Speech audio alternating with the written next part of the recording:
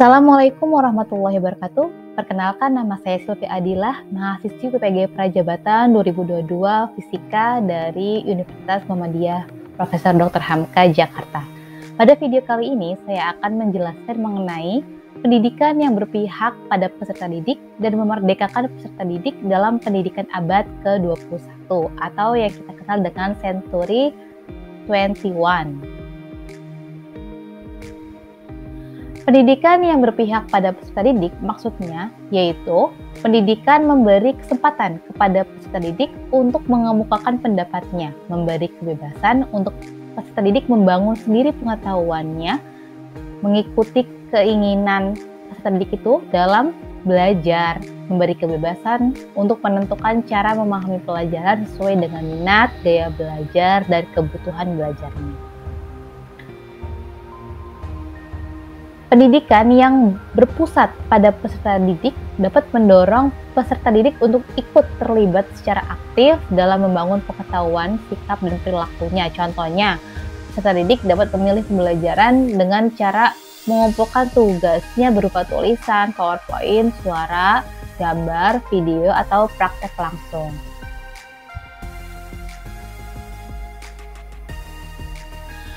Sedangkan pembelajaran yang memerdekakan peserta didik, yaitu pembelajaran yang memerdekakan memberi ruang kepada peserta didik untuk tumbuh dan berkembang sesuai dengan potensi, bakat, minat, dan gaya belajarnya. Jadi pendidik itu bertugas untuk menuntun peserta didik untuk mengembangkan potensi yang ada di dalam diri peserta didik.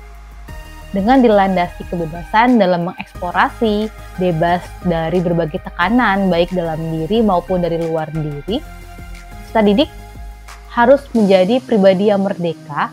Pendidikan yang memerdekakan haruslah dilandasi dengan prinsip Among. Menurut Ki Hajar Dewantara, pendidikan yang memerdekakan yaitu suatu proses pendidikan yang meletakkan unsur kebebasan anak didik untuk mengatur dirinya sendiri, bertumbuh dan berkembang menurut kodrat alam dan zaman. Adapun berikut saya paparkan penerapan pemikiran Ki Hajar Dewantara. Poin pertama yaitu pendidik memberikan kebebasan kepada peserta didik untuk tumbuh sesuai kodratnya. Yang pertama, guru merancang kegiatan belajar yang memberikan kesempatan kepada peserta didik untuk mengekspresikan dirinya. Pendidik mempertimbangkan karakteristik perkembangan dari peserta didik itu sendiri, minatnya, gaya belajarnya, kesiapan belajarnya. Peserta didik diberikan pembelajaran yang berdiferensiasi baik dalam diferensiasi konten, proses, produk, ataupun lingkungan belajar. Alasannya yaitu dengan seperti poin pertama, peserta didik dapat memiliki karakteristik perkembangan yang berbeda-beda. Oleh karena itu, peserta didik harus memperoleh kesempatan seluas-luasnya dalam menggali pengetahuan, pengalaman belajar yang dapat mengembangkan kompetensi dirinya dengan menyesuaikan karakteristik perkembangannya masing-masing, minat, gaya belajar, dan kesiapan belajar dari peserta didik sendiri. Jadi, peserta didik harus merasa difasilitasi dengan pembelajaran berdiferensiasi ini agar pembelajaran yang dirasakan lebih bermakna. Adapun hasil dari penerapan ide ini, peserta didik merasa senang dan akan mengikuti kegiatan belajar dengan lebih mudah dan merasa kebebasan dalam pembelajaran, tidak tertekan dalam mengekspor pengetahuan dan keterampilan diri. Adapun tantangannya, dengan pembelajaran berdiferensiasi, berarti pendidik itu perlu memahami dengan benar sejauh mana kesiapan belajar peserta didik. Profil peserta didik meliputi karakteristik perkembangannya, minat, motivasi, dan gaya belajarnya untuk dapat memetakan dan merancang kegiatan belajar yang memang sesuai dengan kebutuhan dari peserta didik itu sendiri. Adapun solusinya, pendidik perlu melakukan asesmen diagnostik baik kognitif maupun non-kognitif yang tujuannya untuk mengukur kesiapan belajar dan kondisi peserta didik sebelum pembelajaran. Jadi pendidik itu melakukan observasi terhadap peserta didik untuk mengenali profil peserta didik itu sendiri agar pembelajaran yang diberikan lebih bermakna. Lalu poin kedua, Guru menuntun kegiatan eksplorasi dengan memberikan pertanyaan pemantik yang bersifat terbuka dan kontekstual. Contohnya pada materi energi alternatif. Saya berikan contoh, jika kalian diberi kesempatan untuk memiliki mobil dengan tenaga surya atau mobil dengan tenaga listrik, mana nih yang akan kalian pilih? Tuliskan alasan kalian dengan melakukan analisa terhadap kelebihan dan kekurangan teknologi tersebut. Pertanyaan yang diberikan merupakan pertanyaan open-ended yang merangsang peserta didik untuk mengeksplor pengetahuan yang lebih jauh, membaca, ataupun berdiskusi. Nah, apa sih alasannya guru perlu memberikan pertanyaan pemantik yang open-ended? Alasannya yaitu peserta didik dapat mengeksplor pengetahuannya dengan diberi pertanyaan-pertanyaan yang menggiring kegiatan literasi. Pertanyaan open-ended yang bersifat terbuka dapat merangsang peserta didik untuk berpikir kritis dan menafsirkan pengetahuan yang diperoleh dengan cara yang berbeda sesuai dengan perspektifnya. Adapun hasil dari penerapan pertanyaan pemantik yaitu peserta didik mendapat stimulus untuk berpikir kritis, memiliki pengetahuan yang luas, dan dapat melihat sesuatu dengan banyak perspektif. Selanjutnya yaitu pendidik memberikan kebebasan kepada peserta didik untuk tumbuh sesuai dengan kodratnya. Adapun tantangannya yaitu peserta didik yang minatnya bukan dalam bidang akademis akan sedikit merasa kesulitan ya dengan mengikuti pembelajaran yang merangsang peserta didik untuk berpikir kritis, menggali pengetahuan yang luas, dan melihat sesuatu dengan banyak perspektif. Adapun solusinya yaitu pendidik memberikan pertanyaan pemantik yang sesuai dengan kesiapan belajar dari peserta didik atau pengetahuan awalnya, sehingga peserta didik akan merasa belajar at the right level, jadinya sesuai dengan level kemampuannya gitu.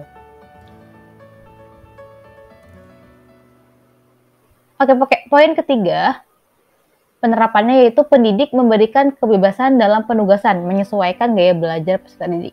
Jadi tugas dapat dikumpulkan baik dalam bentuk poster, infografis, artikel, video, ataupun podcast, dan lain-lain. Contohnya di sini saya pakai materi energi alternatif di fase E kelas 10. Peserta didik menuliskan solusi energi alternatif yang memungkinkan untuk dikembangkan di lingkungan rumah masing-masing. Solusi boleh disampaikan dalam bentuk poster, video, dan lain-lain. Jadi ini adalah contoh penugasannya, membuat solusi energi yang dapat dikembangkan di lingkungan rumah masing-masing.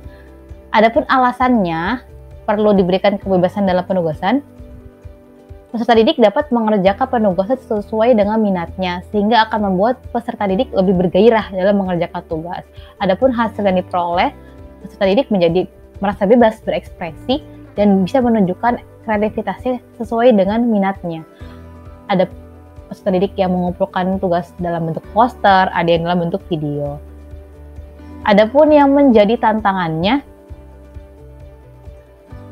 pendidik perlu menyusun rubrik penilaian yang berbeda-beda sesuai dengan bentuk tugas yang dikumpulkan. Jadi tugas yang dikumpulkan dalam bentuk visual, tentu rubrik penilaiannya akan berbeda dengan tugas yang dikumpulkan dalam bentuk video. Karena kalau video berarti penilaiannya itu ada visualnya, ada audionya juga. Berarti rubrik yang digunakan harus berbeda dan harus disiapkan. Itu menjadi tantangan bagi pendidik. Adapun solusinya, pendidik harus bersedia meluangkan waktunya untuk menyusun berbagai rubrik penilaian untuk menunjang asesmen yang adil dan dapat dipertanggungjawabkan. Penerapan selanjutnya yaitu melaksanakan pembelajaran yang menyesuaikan dengan kodrat perkembangan zaman ya. Contohnya nih, pendidik menggunakan teknologi dalam pembelajaran, misalnya menggunakan simulasi digital pad dalam menjelaskan materi yang bersifat abstrak seperti teori kinetik gas yang tidak terlihat dengan pandangan mata kita. Adapun pendidik juga bisa menggunakan teknologi seperti media Quizzes ya. Quizzes yaitu kuis berbasis web dalam proses asesmen baik formatif ataupun sumatif. Alasannya perlu menggunakan teknologi dalam pembelajaran yaitu peserta didik akan lebih tertarik jika pembelajarannya menggunakan teknologi dalam penyampaiannya. Teknologi dapat mempermudah guru juga nih dalam menyampaikan informasi pembelajaran. Teknologi juga mempermudah proses asesmen dengan skor bisa langsung diketahui tanpa menghabiskan waktu untuk mengoreksi satu persatu. Tapi ini berlakunya hanya untuk soal dengan model pilihan ganda, menjodohkan benar atau salah. Adapun kalau uraian atau esai, ya itu berarti perlu dibaca dan dikoreksi satu persatu oleh guru. Adapun hasil dari penerapan teknologi dalam pembelajaran, peserta didik lebih mudah memahami materi pembelajaran yang bersifat abstrak dengan adanya simulasi PET, dan dengan menggunakan quizzes dalam quiz atau assessment itu akan lebih cepat mengetahui guru akan hasil quiz yang dikerjakan peserta didik dan lebih teliti karena sistemnya yang mengoreksi. Adapun tantangan bagi pendidik perlu terus mengupgrade diri dalam menguasai berbagai teknologi yang dapat menunjang proses pembelajaran. Pendidik juga harus berhati-hati nih atas kecurangan yang dapat terjadi dalam proses asesmen jika menggunakan quizzes, gitu. Karena bisa dihack gitu. Jadi perlu ada tips-tipsnya gitu. Kalau dari guru pamong saya memaparkan bahwa bisa dikecoh dengan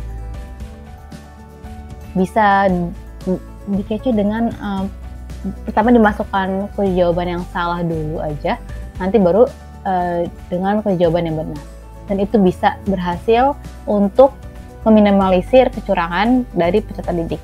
Adapun solusi, yaitu pendidik mengikuti pelatihan tentang media pembelajaran dan asesmen yang memanfaatkan media digital, karena sekarang murid kita, peserta didik kita itu adalah generasi yang sangat canggih terhadap teknologi. Oleh karena itu, sebagai pendidik kita juga bisa hadir di dalamnya, mendekatkan peserta didik terhadap teknologi ya, tetapi memfasilitasi dalam pendidikan, dalam pembelajarannya gitu. Jadi menggunakan teknologi dalam pembelajaran. Jangan hanya ceramah gitu, yang itu monoton, maka perlu dilakukan variasi. Oke, cukup sekian dari saya pemaparannya. Terima kasih.